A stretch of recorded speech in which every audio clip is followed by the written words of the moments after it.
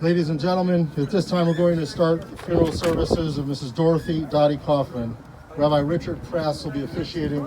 At this time he's going to approach the family to perform the ancient ceremony of Kriya. I ask her two daughters to please rise.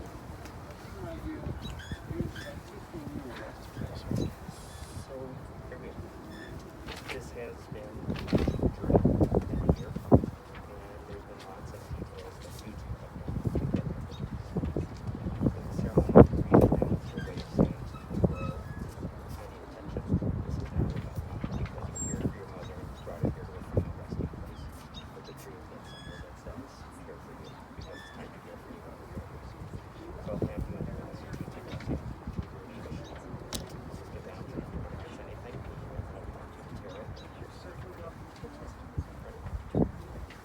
Baruch atah Adonai Eloheinu melech haolam dayan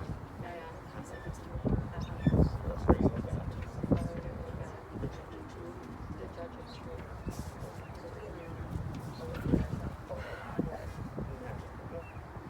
This here? Yep.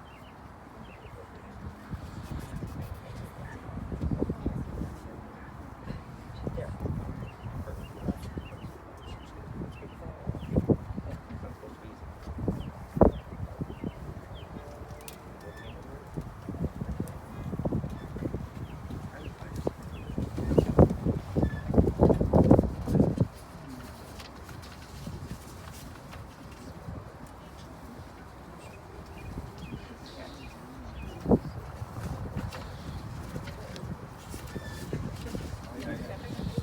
As I adjust for the wind factor, in addition to being a rabbi, I'll share out, because I feel comfortable saying this with this family. 14 years ago when I moved here with my family, I didn't know how to cross Deerfield Road, and I met Jenny, who helped me cross Deerfield Road because I couldn't do that. That was my journey across Deerfield Road, and it's been an honor to be with this family and many other spots on the journey, including today. True story. Shiviti Adonai lenegdi tamid ki mimeni balamot, lachen samach libi v'yagel kivoti. I have set the eternal always before me. God is at my side, I shall not be moved. Therefore does my heart exult and my soul rejoice, my being is secure. For you will not abandon me to death, nor let your faithful one see destruction. You show me the path of life, your presence brings fullness of joy, enduring happiness is a gift. Death has taken our beloved Dottie Kaufman. Our friends grieve in their darkened world, in their silence there is lamentation. In their tears there is loneliness. Lost in their sorrow, may they find the presence of loving friends. Hear them, O God, and be with them. For Dottie's love that united us in life and which death cannot sever, for her companionship that we shared along life's path and which continues through the tenderness of memory. For the gifts of her heart and mind that brought us joy and happiness and is now a precious remembrance. For all these and more, we give our thanks to God. In this time of grief, we listen to the voice of our sacred scriptures that bring us this ever new message of God's nearness. It tells us of our kinship with the Creator in light as in darkness, in sorrow, in joy, in life, and in death. No text has been more with our people as we walk through this valley of the shadow of death than the 23rd Psalm. In a moment, I'll invite you to join with me in the English on the inside of your leaflet. Adonai roi lo achsar binotesha yarbitseni al me menuchot yanchileni nafshi yeshovev yanchini b'maglei tzedek lema'an shemo. The Lord is my shepherd, I shall not want. He maketh me to lie down in green pastures. He leadeth me beside the still waters. He restoreth my soul. He leadeth me in the paths of righteousness for his name's sake. Yea, though I walk through the valley of the shadow of death, I will fear no evil, for thou art with me. Thy rod and thy staff, they comfort me. Thou preparest a table before me in the presence of mine enemies. Thou anointest my head with oil. My cup runneth over. Surely goodness and mercy shall follow me all the days of my life, and I will dwell in the house of the Lord forever. In the rising of the sun and its going down, we remember her. In the blowing of the wind and in the chill of winter, we remember her. In the opening of buds and in the rebirth of spring, we remember her. In the rustling of leaves and in the beauty of autumn, we remember her. In the beginning of the year and when it ends, we will remember her. When we are weary and in need of strength, we will remember her. When we are lost and sick at heart, we will remember her. When we have joys that we yearn to share, we will remember her. So long as we live, she too shall live, for she is now a part of us as we remember her. In his sorrow, Job cried out, Adonai natan v'Adonai lakach, yehi shem Adonai mevarach. God has given, God has taken away. Blessed be the name of God. We'll pause for a few moments of silent prayer and silent remembrance.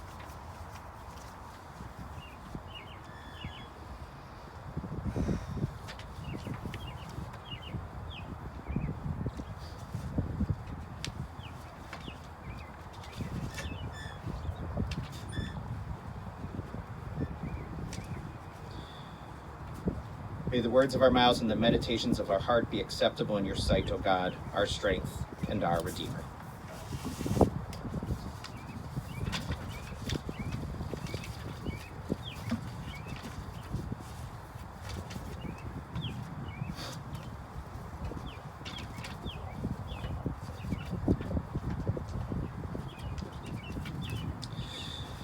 There's a text from the Bible, specifically from the book of Proverbs, that I brought up with the family when we met the other day. It's traditionally recited each and every Friday night at the Shabbat dinner table, and it's used to praise the women that are at the table. When I learned about Dorothy Kaufman, when I learned about Dottie, I felt like the author of this biblical text was speaking about her. Eshet chayil mi yimatzeh v'rachok mipnim miracha. A woman of valor who can find, she's more precious than fine pearls. Her husband trusts in her, and so he lacks nothing. She does him good, never harm all the days of her life. She perceives that her labor is rewarding. Her candle burns on into the night. She reaches out to those in need and extends her hands to the poor. She's clothed in strength and dignity. As I was told, she was always dressed cute. She faces the future cheerfully. She speaks with wisdom. The law of kindness is on her lips. Her children and grandchildren and great-grandchildren rise up and bless her. Her husband sings her praises. Many daughters have done valiantly, but Dottie exceeds them all.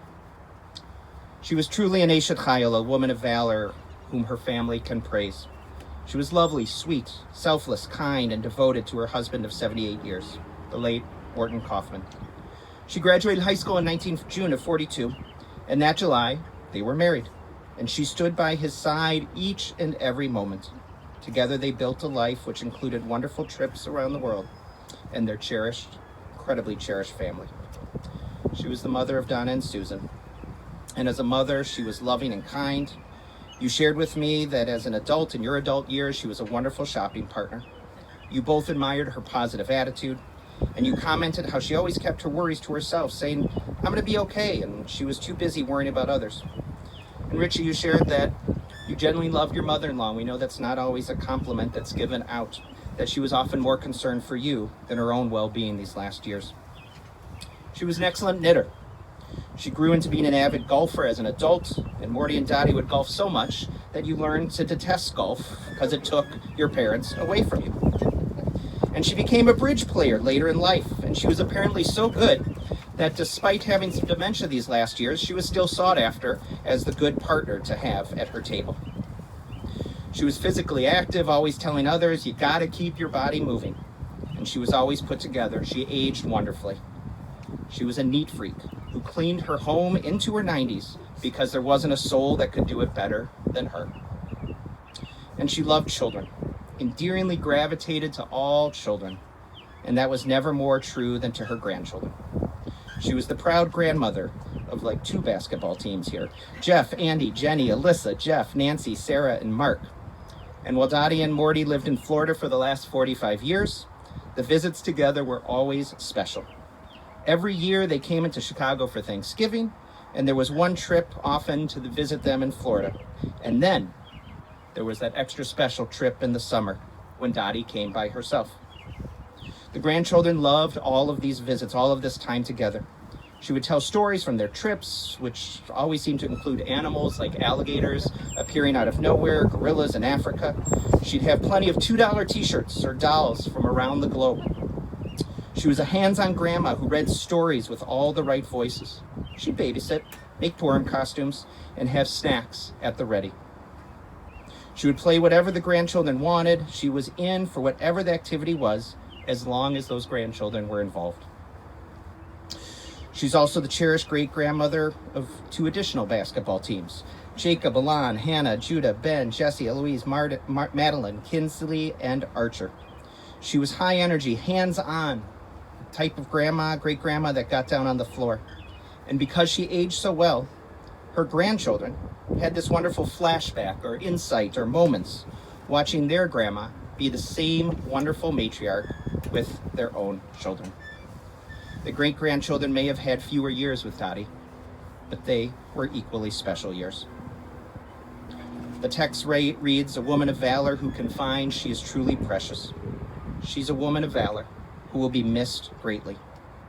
The other day when I asked some of the family to share stories, your faces lit up and you started to interrupt each other in that wonderful way because you had so many great things to share, memories, feelings. Proverbs continues to read, "Her children rise up and bless her." You've already blessed her with your stories and your memories. Your task is real. To continue to be the one telling the stories of her life, those stories that you've already told, and sharing the stories that you probably haven't heard yet. Your task is to continue to bless her by living out the wonderful lessons that she modeled through her long life. By doing so, you honor her. You keep her lessons alive today and for her great-grandchildren. In Judaism, we honor the dead with the phrase, "May her memory be for a blessing."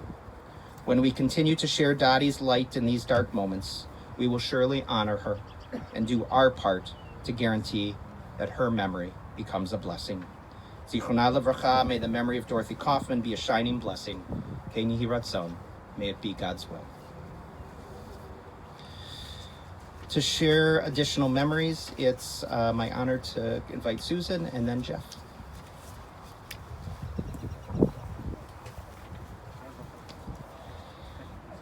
To my beloved mother, thank you for the gift of life and for caring for me so well. You are a precious soul, a light, and a blessing to your family and the world. We are all exactly as we are supposed to be in the world. Be at peace, Mom. Be at peace. I love you. We all love you. And you will be loved forever. I would like to send my mom to the light with this prayer.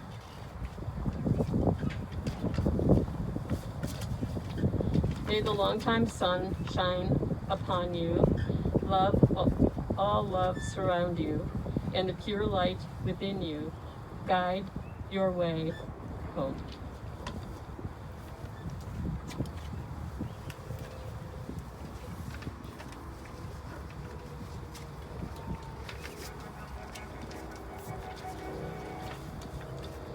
Sorry for some repetition from the rabbi here.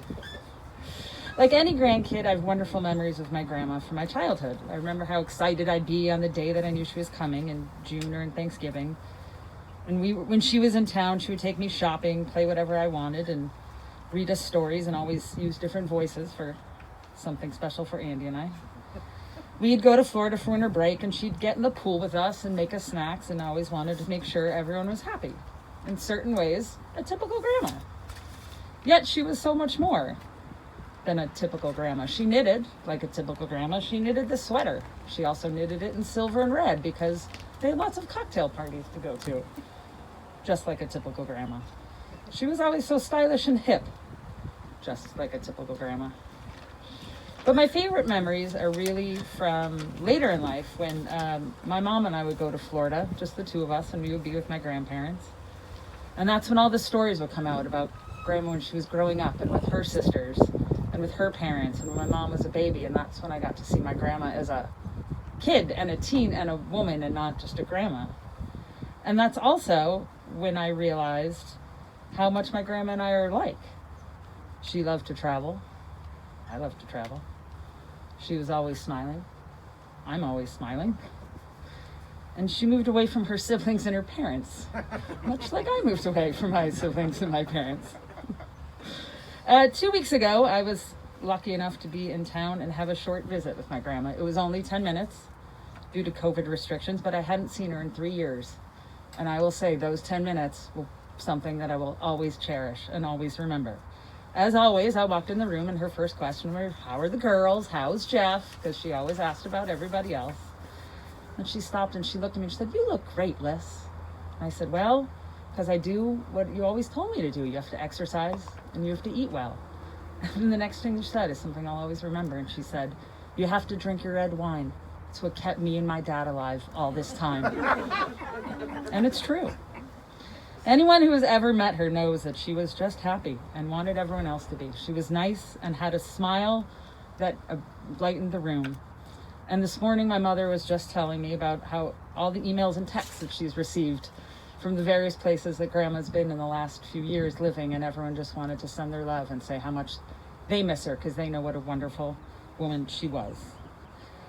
My grandmother became a grandmother and she was 45 years old. I'm 45 years old. And I just lost my last grandparent, but I consider myself lucky because I had them my whole life.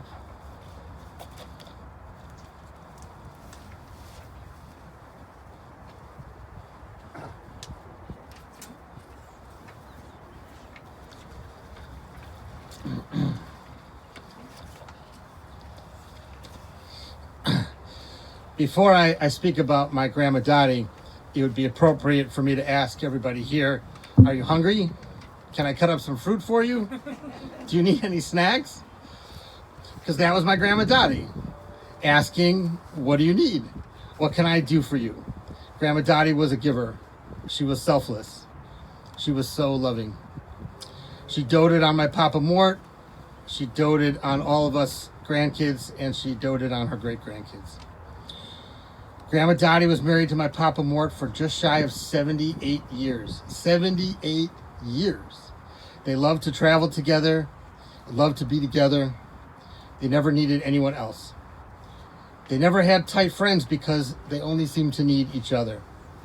They were always holding hands. And in the years I knew them, they were nearly always together. Grandma Dottie was as hands-on a grandmother as a grandmother could be. My oldest memory from age 2 was of building a snowman with her on the day my brother was born. I remember her living in Chicago and hosting Thanksgiving, but most of our childhood, as has been said, they lived in Florida. So when we went to them, it was a vacation. And when Grandma came to us, it was an event. We knew Grandma would be open to doing whatever we wanted her to do with us. So we'd save up crazy games that we had made up, like Fat and Skinny. And then we'd bombard Grandma as soon as she walked into the door to play our games with us. And she always said yes. It didn't matter how silly our games were. Grandma Dottie was in for everything. As soon as we played our silly games, we'd move on to the next Grandma's visit activity, animal stories. She always had some adventure to tell us, some story of something that had happened with an animal, an alligator on the golf course, or being rolled down the hill by a gorilla. And we love those stories. Another series of memories from my childhood are when Grandma would come stay with us when my parents would travel. My grandma didn't know all the nuances of our life in Deerfield and everything we needed, but she'd always found a way to make it work. Get me a DePaul t-shirt I needed for gym class the next day, make a Purim costume from scratch in an hour, or clean up the biggest mess I ever made with my pet turtle. She even taught Andy and I how to ride a bicycle. I can still picture her running after me in the South Park parking lot.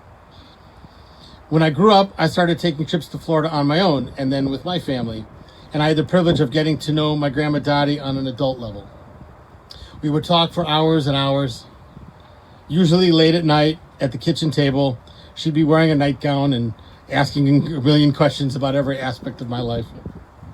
Every Florida day started out with what we named the Boca Breakfast. My grandma would cut fresh oranges off her orange tree and put a whole meal together, and we'd sit outside on her patio and we'd plot out our day. And just like when I was a kid, Grandma was in for whatever plans I had dreamed of. The highlight of those trips for me was getting to watch my grandma be a great grandma to my kids. They called her Gigi. She seemed to have barely aged since she was my grandma. Yes, age 45. She was a get down on her hands and knees kind of grandma, and I got to watch her be a get down on her hands and knees great grandma as well. Getting to watch her be a grandma as an adult was pretty incredible. Late in her life, while discussing her vitality, she told me, "I'm a Hungarian woman." She exercised and ate right and took great care of herself. Her longevity was inspiring. She was so energetic and so youthful for so long. It was easy to believe that she could be that forever. But of course, she could not. So now we must say goodbye and carry on the selflessness and the giving and the love that she taught us. And now she can grab Morty's hand again and they can be together.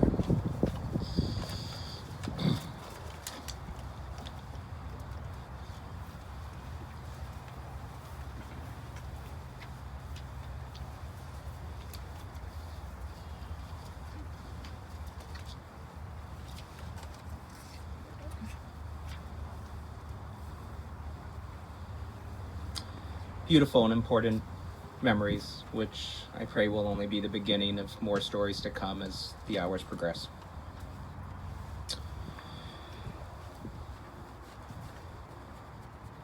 Into your care, we entrust the spirit of Dorothy Kaufman. For you, God, keep faith with your children in death as in life.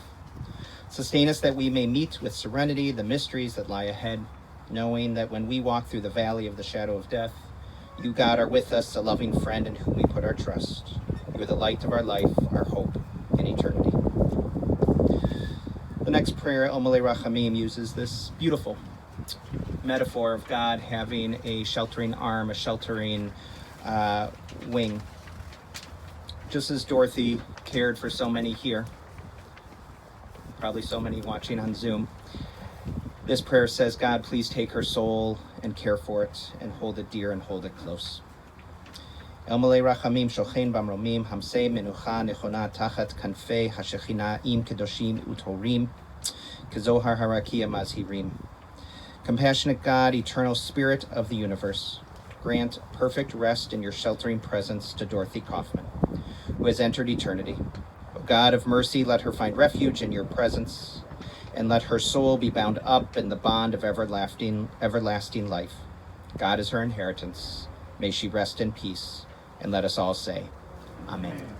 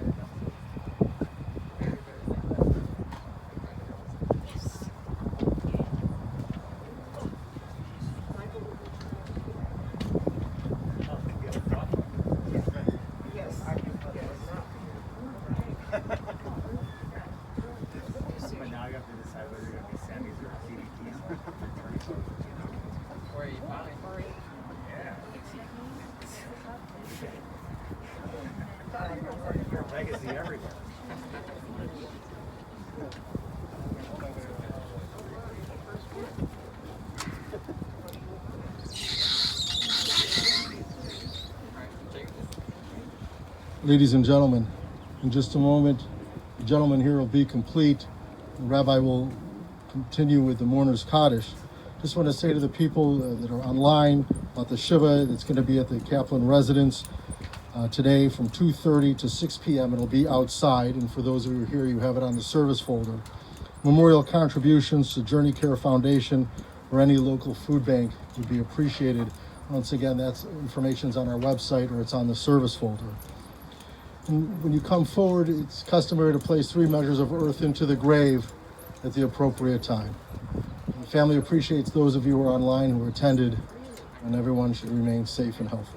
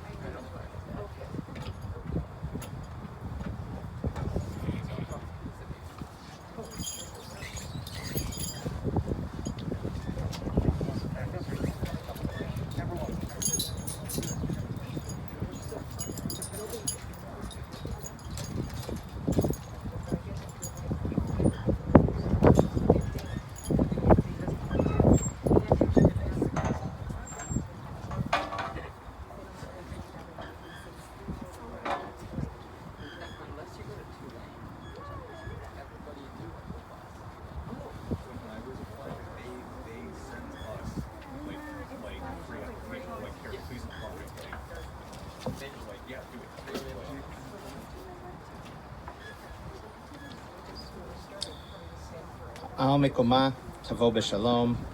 May she come to her eternal home in peace. In a moment, we'll join together with the mourners with the words of Kaddish, which you'll find on the back of the leaflet. I just highlight a reminder that in the words of Kaddish, you never hear the word death. You'll hear the word Chaim, which means life. So while this is a prayer of saying goodbye and bringing to a final resting place, it is also a moment of gratitude for this incredibly long and beautiful and loving and giving life. If you're able, please rise and join together with the family. Yitgadal v'yitgadash shemei Rabbah, v'yalma divrach yirtei v'yamlich malchutei, b'chayechon uv'yomechon uv'chaye dechol Beit Yisrael, ba'agala uv'izman kari v'imru amen. Yehe shmei Rabbah mevorach leolam omei omaya. Yitbarach v'yishtabach v'yitba'ar v'yitromam v'yitnaseh. V'yitadar v'yitale v'yitalal shemei dekudesha barichu. Le'ela minko birchata v'shir'ata. Tushbechata v'nechemata. Damiran b'yalma v'imru amen. Yehe shlama Rabbah min shemaya. V'chayim aleinu ve'al kol Yisrael v'imru amen. Oseh shalom b'imromav, hu ya'aseh shalom aleinu ve'al kol Yisrael ve'imru amen. In a moment, we'll invite first immediate family to come forward to shovel some soil, and then we'll invite other groups forward to fulfill this mitzvah. I believe we have a pack of soil from. There is a custom, it's an honor for a Jew to be buried in Israel, and as that's not always possible, we try to bring a little bit of Israel here. So I'll invite the two of you to start with that packet, which we'll have in just 1 second, and it's sort of like she's going on one more trip, having a little bit of that with her. Yeah.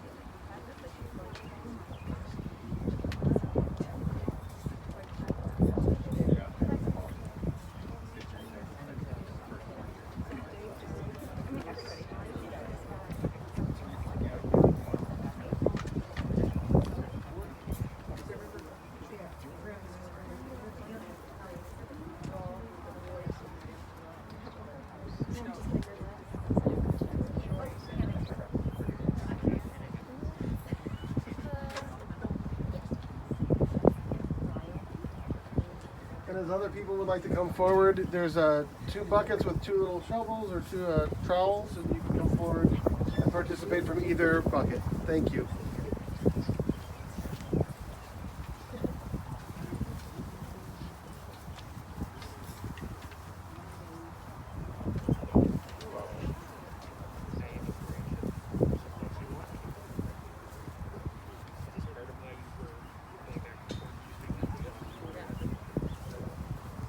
You're just breaking it down here.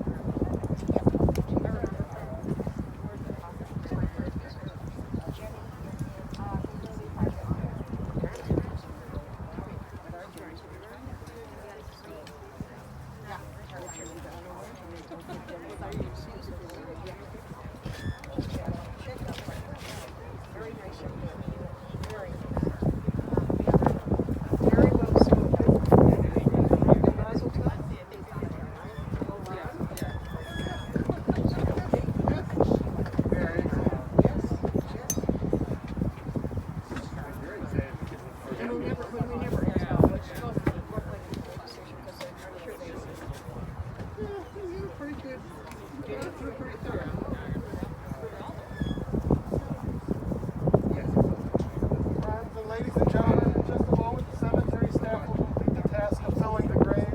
Obviously, they're going to use the equipment.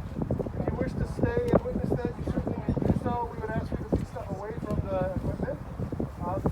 That's for if you want to witness